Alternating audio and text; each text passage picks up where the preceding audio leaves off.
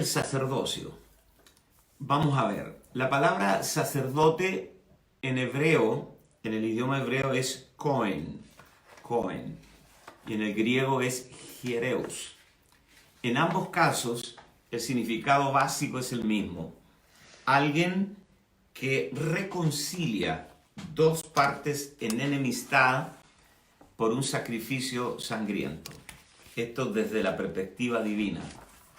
Alguien que ha sido asignado, en este caso por Dios, para reconciliar a través de un sacrificio de sangre dos partes en enemistad. Ese es el principio básico de un sacerdote. Es decir, que un sacerdote es alguien que elimina la distancia que hay entre Dios y el hombre. Un sacerdote, podríamos decir, es un eliminador de distancia. Acerca dos partes en conflicto. Ese es el principio básico del sacerdocio, ofrecer sacrificio por los pecados. Si ningún pecado se hubiera cometido, no se necesitaría ningún sacrificio. Otra vez, si nunca se hubiera pecado, no habría necesidad de ningún sacrificio. Y si no se necesitaran los sacrificios, tampoco se necesitarían sacerdotes. Una cosa nos lleva a la otra. Si nunca se hubiera cometido pecado en el universo, no se hubieran necesitado sacrificios. Y si no se hubieran necesitado sacrificios, tampoco eran necesarios los sacerdotes. O sea que todo el tema comenzó con el pecado, con la desobediencia y el pecado de nuestros primeros padres. De manera que Dios no solo constituyó un sacerdocio. Cuando tú lees la Escritura, la Biblia se escribió en un tiempo de más o menos 1600 años. O sea, se necesitaron 16 siglos para escribir la Biblia. Y en la escritura de la Biblia participaron más de 40 autores que no se conocían entre sí, muchos de ellos, de distintas clases sociales, reyes, pastores, embajadores, pescadores, intelectuales como Isaías, como Pablo, en fin. Y todos escribieron sobre temas importantes y no hay contradicción entre ellos. Así que concluimos definitivamente que la Biblia, en este caso el Concilio Eterno de Dios, definitivamente fue inspirado por el Espíritu y usó vasos humanos. Estos 66 libros que componen la Biblia, Antiguo y Nuevo Testamento, fueron escritos para resolver un problema de desobediencia. Sí, Señor. Si el hombre no hubiera pecado, tampoco hubiéramos necesitado un libro así como lo que nosotros llamamos Biblia, ¿no? Porque la Biblia fue escrita para resolver un problema de desobediencia. Y el Cordero Perfecto, que es Cristo, vino para redimir lo que se había perdido definitivamente. Él vino a salvar lo que se había perdido por su sacrificio perfecto. Entonces, el sacerdocio ha estado en la mente de Dios antes de la fundación del mundo. ¿Por qué? Porque el primer sacerdote fue el mismo Dios, Dios Padre. Dice que el Cordero fue inmolado antes de la fundación del mundo. Y el sacrificio de un Cordero es un oficio sacerdotal. Así que el modelo, el arquetipo del sacerdocio es el mismo Dios. ¿Qué hizo Dios cuando Adán pecó en el huerto? Dios mató a los corderos, todo esto es una tarea sacerdotal, y luego vistió con las pieles de las ovejas, de los corderos, a Adán y Eva. Entonces, cuando uno lee eso, durante 6.000 años, todo el relato de la Escritura ha sido el intento de Dios, el intento y la insistencia de Dios de recobrar su sacerdocio. En este caso el sacerdocio real. ¿Por qué Dios aprobó la ofrenda de Abel? Porque Abel ofició como sacerdote, Caín no. Y dice que Dios miró con agrado a Abel y su ofrenda. ¿Por qué con agrado? Porque él trajo un sacrificio sangriento, lo cual expresa un oficio sacerdotal y también expresa a Cristo en el sacrificio. Cuando Noé bajó del arca, lo primero que construyó fue un altar y sacrificó a Dios. Y Noé ofició una tarea sacerdotal. Cuando Abraham viajaba por distintos lugares, recuerdan que Abraham era un caldeo. Abraham adoraba ídolos. Dios lo llamó a Abraham, lo cruzó el Éufrates. Dice el libro de Hebreos que Dios se le apareció a Abraham. Estando en Ur, se le apareció desde la gloria. Y estas cosas que son tan misteriosas, porque Abraham adoraba ídolos. Y Dios lo sacó de Ur de los caldeos y cruzó el Éufrates, y Abraham llegó a ser un hebreo. Dice que un hebreo es alguien que cruzó de un lugar a otro lugar. Y cada vez, cuando se le reveló Dios a Abraham, cada vez que acampaba en algún lugar, dice el libro de Génesis, que él primero construía el altar y sacrificaba a Dios, y después su tienda. O sea que Abraham era un sacerdote. Y este era el orden. Él construía primero el altar, primero el reino, primero Dios y luego su tienda. Y lo mismo se demanda de los sacerdotes del nuevo pacto conforme a la orden de Melquisedec. Buscad primeramente el reino de Dios y su justicia, y todas las demás cosas te serán añadidas. ¿Y qué podemos decir de Job? Según los entendidos y los estudiosos, dice que Job es el libro más antiguo de las Escrituras.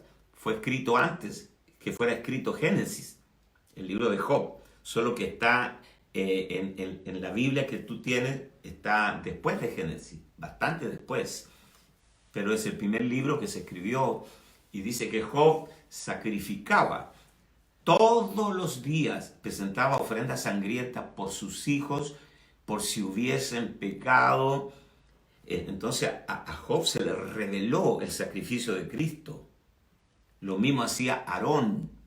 Aarón, el sacerdote levítico, el hermano de Moisés, estaba ocupado de los oficios de sacrificar. Y así sucesivamente. ¿Qué otra cosa podemos decir del sacerdocio? Que el sacerdocio es eterno. En Apocalipsis capítulo 1, verso 6, ya cuando se bajó el telón de la historia, se apagaron las luces y Dios dice, es hora de consumar todo. Esto es lo que dice Apocalipsis capítulo 1, verso 6. Y nos hizo reyes y sacerdotes para Dios su Padre. A Él sea gloria e imperio por los siglos de los siglos. Amén. Por lo tanto, el sacerdocio es eterno. Comparado con el ministerio quíntuple, que el ministerio quíntuple es transicional. Voy a decir algo que puede sonar en primera instancia una herejía, ¿no? Pero en el cielo no van a haber apóstoles. En el cielo no van a haber profetas, ni evangelistas, ni pastores, ni maestros. Pero van a haber sacerdotes reales. Significa que la intención original de Dios no cambió. También los apóstoles, los profetas, los evangelistas, los pastores y maestros son para resolver también un problema de desobediencia, para edificar, instruir a los santos en la obra del ministerio. Por lo tanto, cuando tú lees el patrón del Antiguo Testamento, del Antiguo Pacto, Dios tenía a 3 oficios con los que Él se movió y protegió y se expresó en el Antiguo Pacto.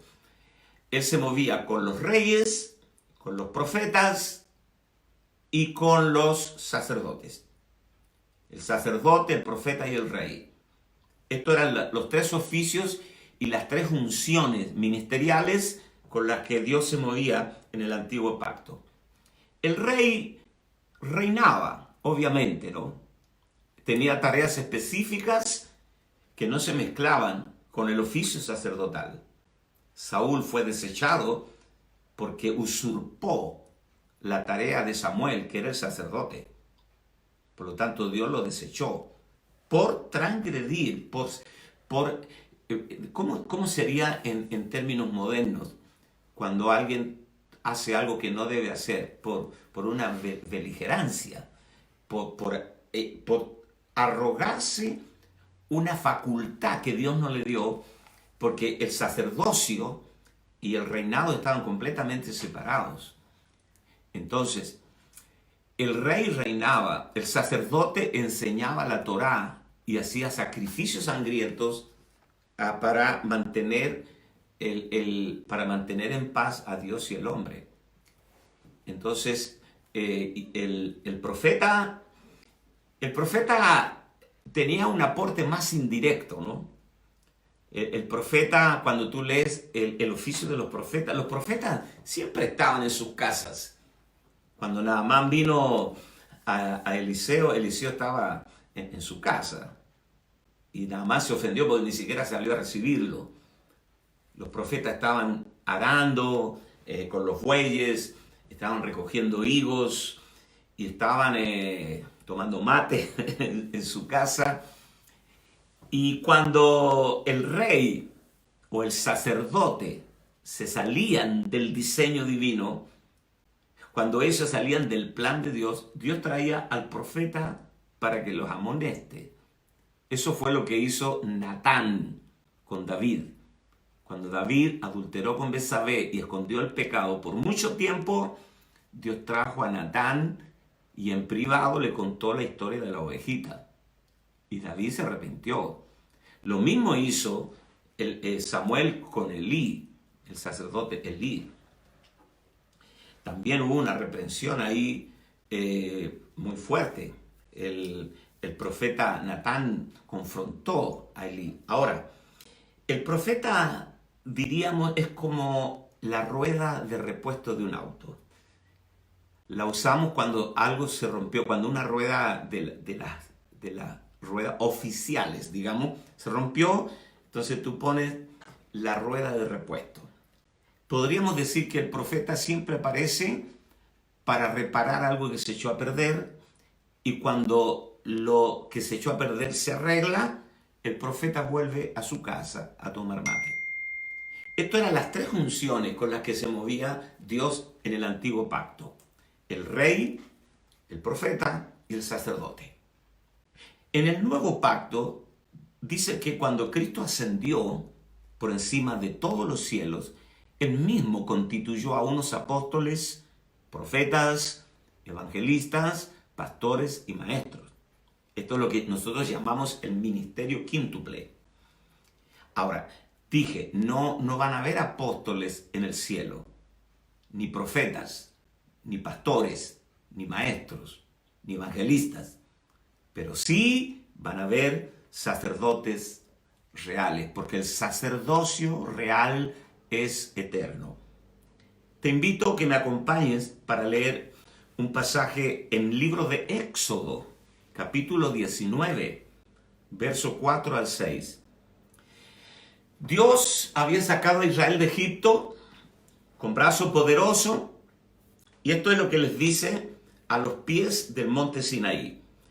Vosotros visteis lo que hice a los egipcios y cómo os tomé sobre las alas de águilas y os he traído a mí. Ahora, pues, si diereis oído a mi voz y guardareis mi pacto, vosotros seréis mi especial tesoro sobre todos los pueblos. Le está hablando a las 12 tribus de Israel. Porque mía es toda la tierra, y vosotros me seréis un reino de sacerdotes y gente santa. Estas son las palabras que dirás a los hijos de Israel. O sea, el plan de Dios era conseguir un pueblo. Vamos a hacer una rastreabilidad. Tenemos tiempo. El plan de Dios era el siguiente. Dios llamó a un caldeo llamado Abraham. Caldea es lo que ahora es el moderno estado de Irak. Significa que Abraham era un iraquí, ¿no? En un sentido moderno. Y Dios lo sacó de allí y Dios lo llamó y Dios se proponía comenzar de nuevo todo, otra vez. Lo que Adán echó a perder, Dios lo comenzaría con Abraham. Es el llamado. El llamado es una nueva oportunidad de comenzar todo otra vez. Y Dios llama a Abraham y Dios se propone levantar un pueblo. Porque Dios le dijo a Abraham, levantaré descendencia de ti como las estrellas del cielo y la arena que está a la orilla del mar. Y este pueblo, también Dios le dijo, y al pueblo que yo te daré estará cautivo 400 años en Egipto, y yo lo sacaré con brazo poderoso y con gran riqueza. Así que todo esto estaba dicho con antelación.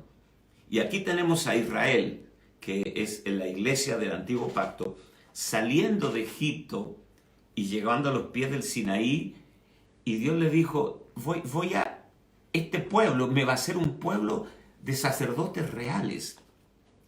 Quiero llamar tu atención en este punto. Todos los tratos de Dios con el hombre, hasta Abraham, eran tratos universales.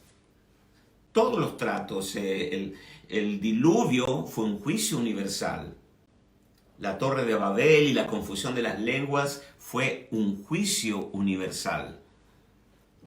Todos los juicios fueron juicios universales. Dios está tratando con la humanidad como un todo.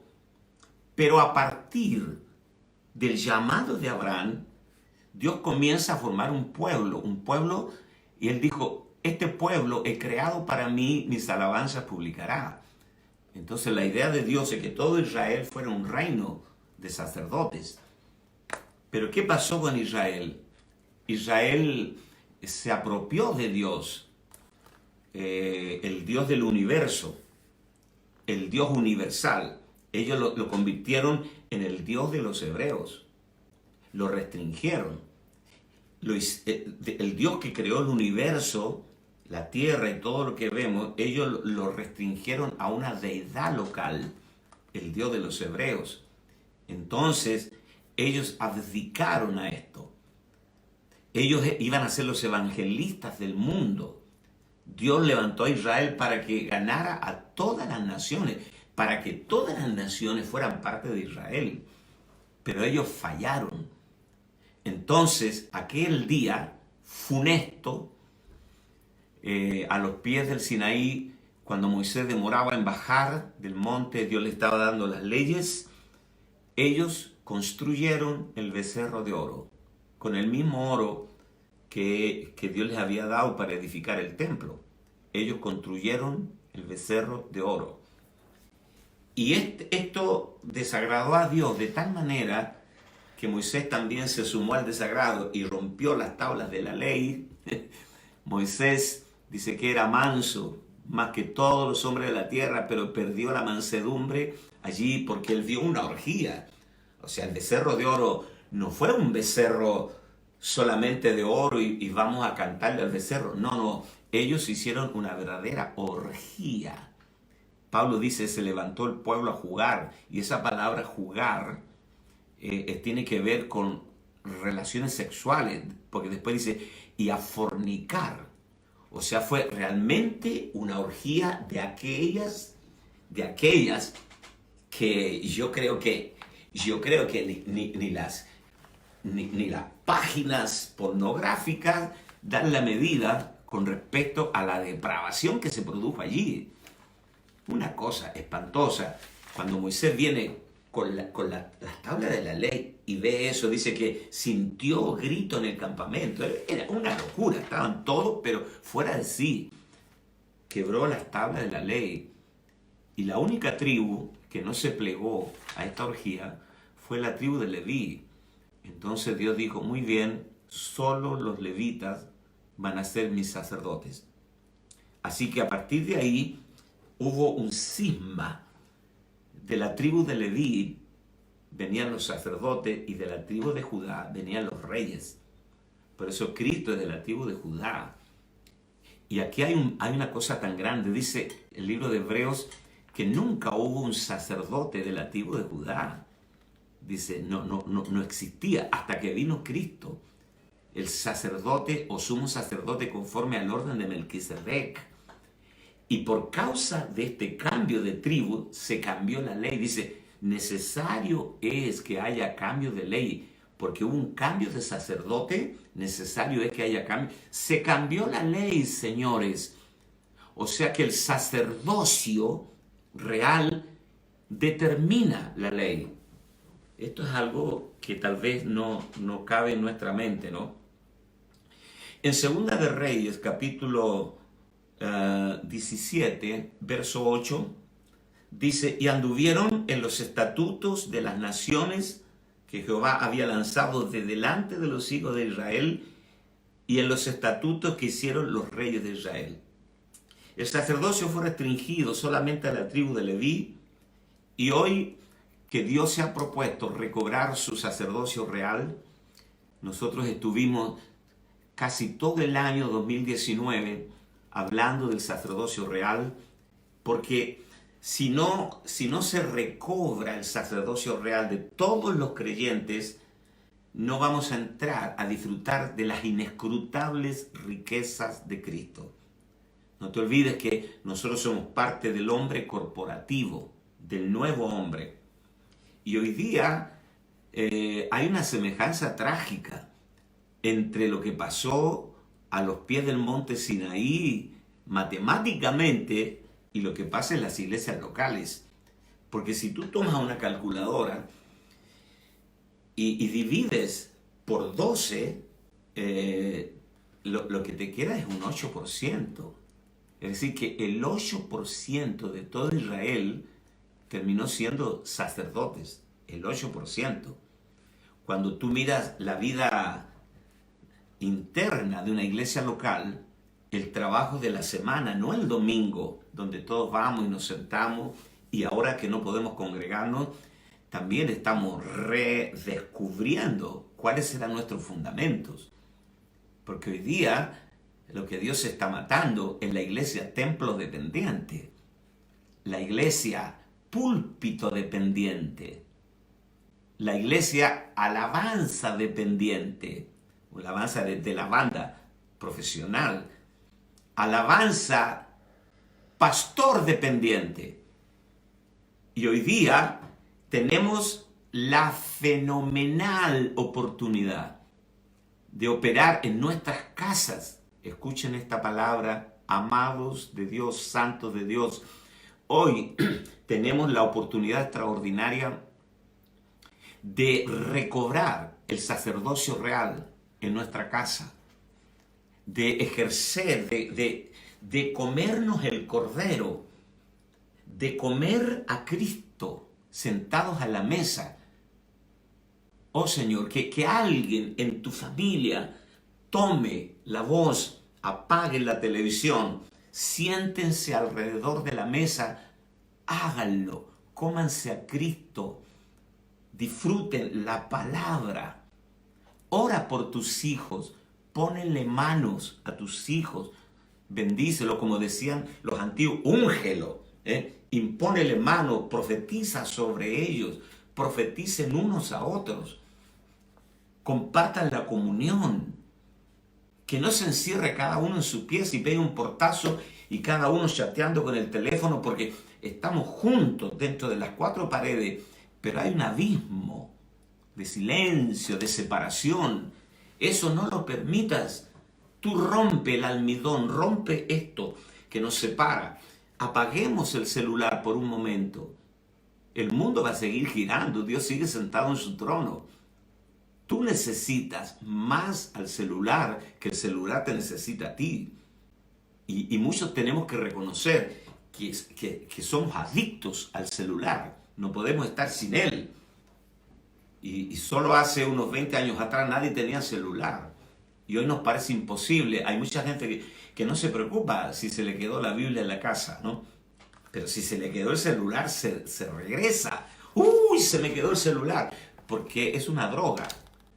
Apaguen el celular, apaguen el televisor, siéntense alrededor de la mesa, mírense cara a cara, compartan la palabra, escúchense, cómanse a Cristo en sus casas, que alguien tome el liderazgo, que alguien se manifieste como sacerdote, porque tú eres sacerdote real por asignación divina, no porque algún obispo te puso la mano encima, porque Dios te reconoce como sacerdote real. Entonces, hoy día menos del 5%, estas son las tristes estadísticas, menos del 5% de la congregación son los que realizan la tarea del ministerio. El resto son, ¿cómo diríamos?, asistentes.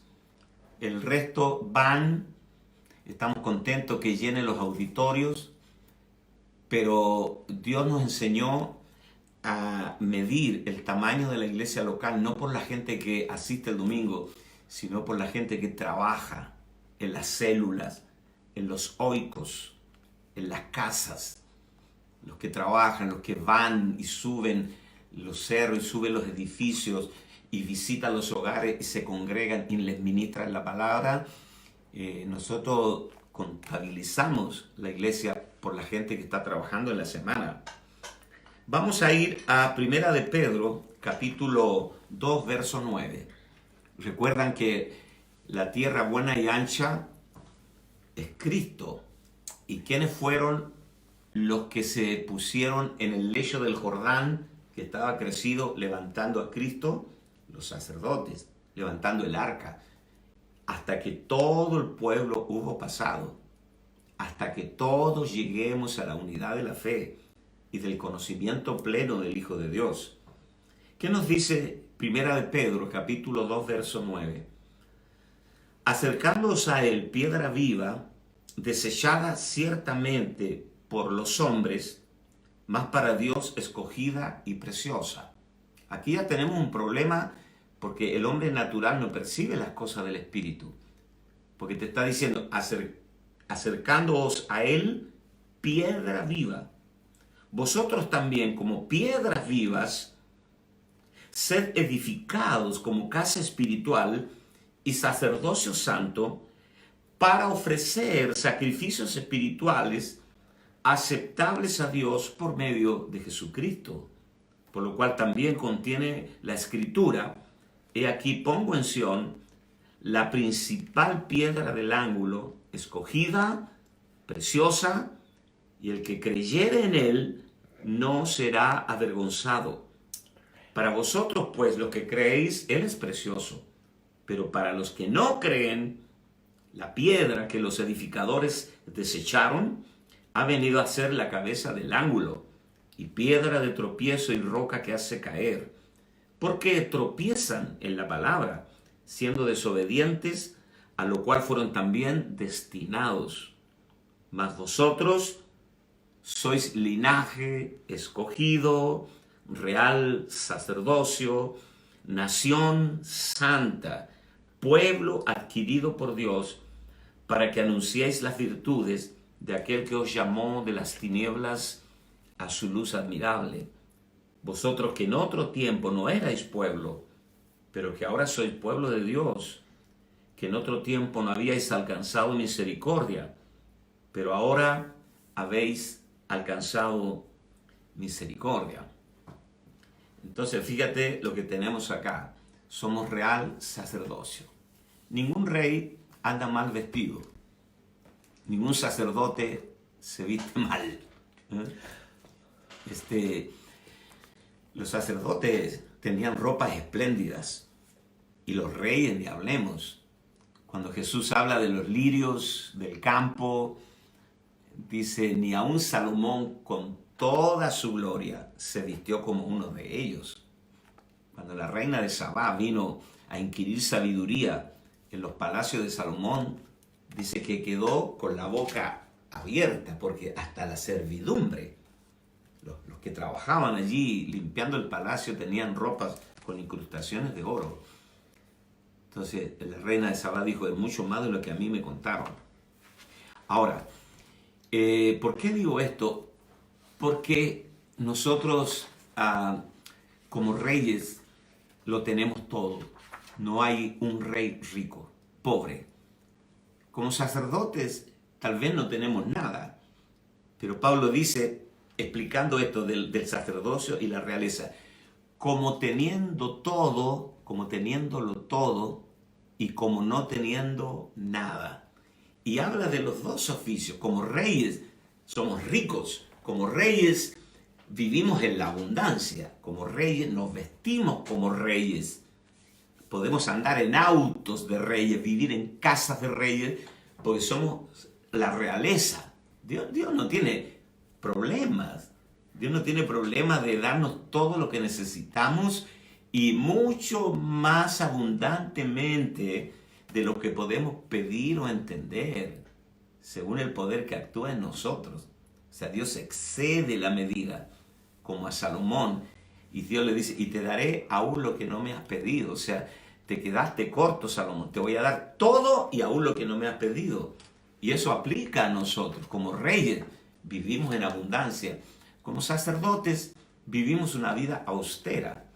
Pablo dice, como no teniendo nada, pero como teniéndolo todo.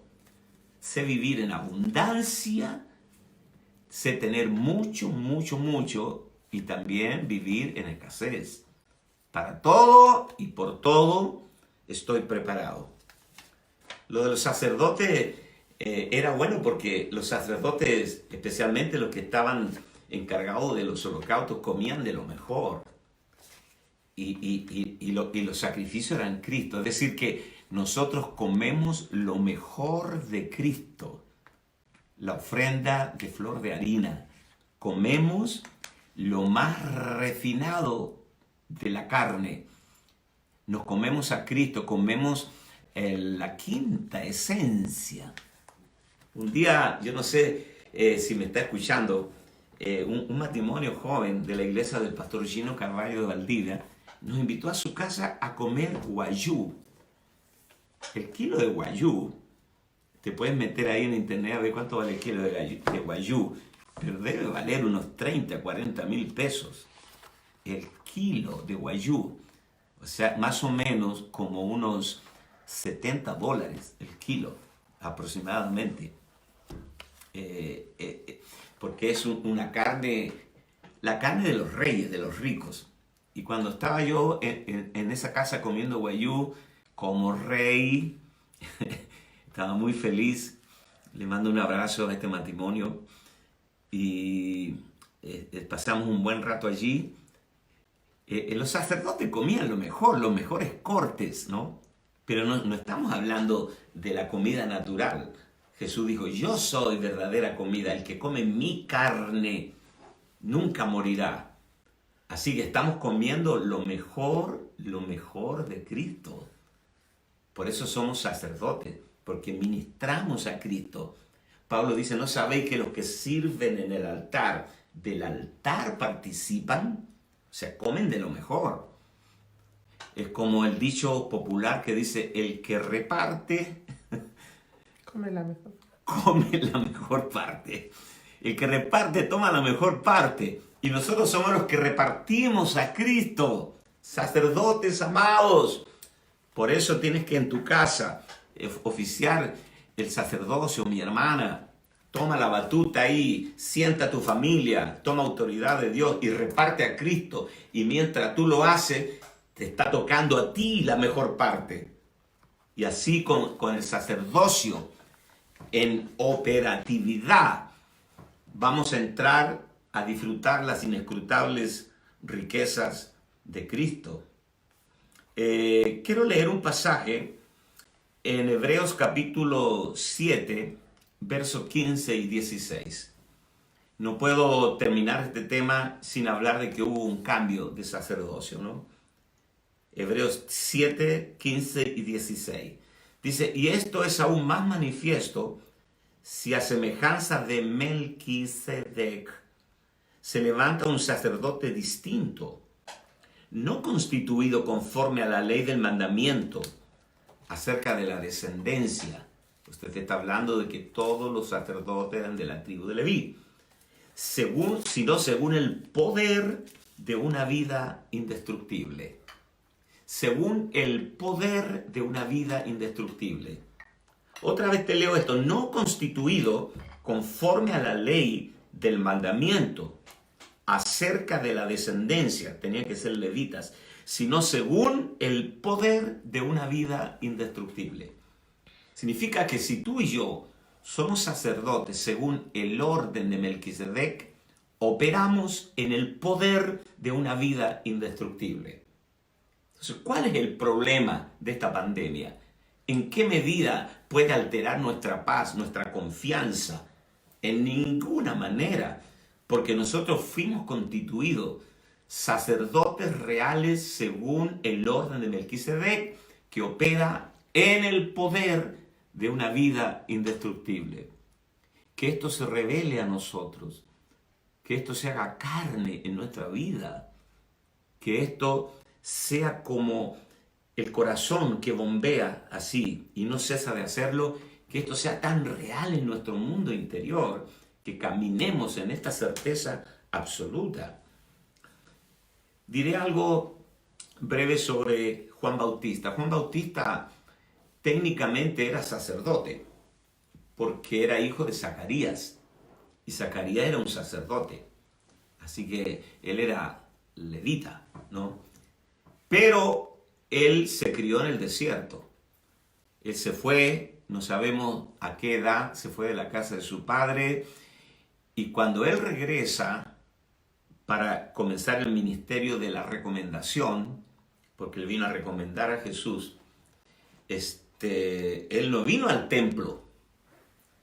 El sacerdote Zacarías, Juan Bautista, no vino al templo, vino al Jordán. Él no se vestía como sacerdote. Usted lo miraba y lo último que usted podía imaginar que él era un sacerdote.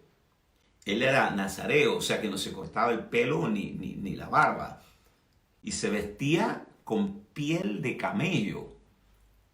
El camello era un animal inmundo para la ley, el camello. Y Juan Bautista se vestía de piel de camello. Y él no vino al templo a celebrar el sábado ni a ofrecer sacrificios. Él vino al Jordán a bautizar a la gente. O sea que Juan Bautista rompió todo el protocolo del sacerdocio levítico. Él no se sujetó a ningún protocolo. Él fue el comienzo, el plan piloto del sacerdocio real del nuevo pacto. Y Jesús vino desde Galilea al Jordán y vino a ser bautizado por Juan. Entonces ahí se encontraron en las turbias aguas del Jordán.